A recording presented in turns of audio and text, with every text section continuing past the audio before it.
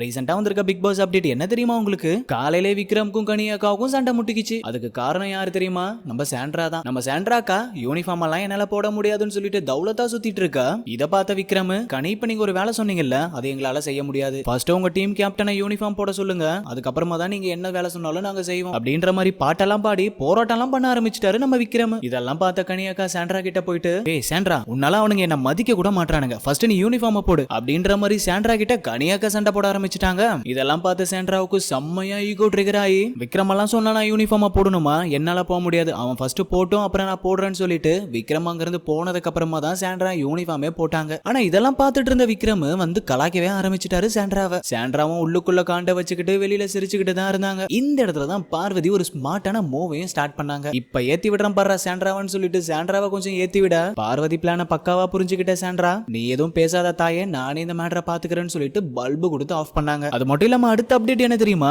அதை பாக்கிறதுக்கு முன்னால இந்த வீடியோக்கு 100 லைக்ஸ் டார்கெட்டா வச்சிருக்கேன். இந்த வீடியோ உங்களுக்கு பிடிச்சிருந்தா மட்டும் எனக்காக இந்த வீடியோக்கு லைக் பண்ணிட்டு எத்தனாவது லைக்னு சொல்லிட்டு கமெண்ட் பண்ணுங்க. நீங்க பண்ற கமெண்ட் எனக்கு ரொம்பவே முக்கியமான ஒண்ணு. அதனால உங்க கமெண்ட்டுக்கு நான் கண்டிப்பா ரிப்ளை பண்றேன். அடுத்த அப்டேட் இன்னும் 1/2 hourல உங்க நோட்டிபிகேஷன் பார்க்கே வந்து சேர்ந்துரும். நம்ம சேனலை உடனே நீங்க சப்ஸ்கிரைபும் பண்ணிக்கோங்க.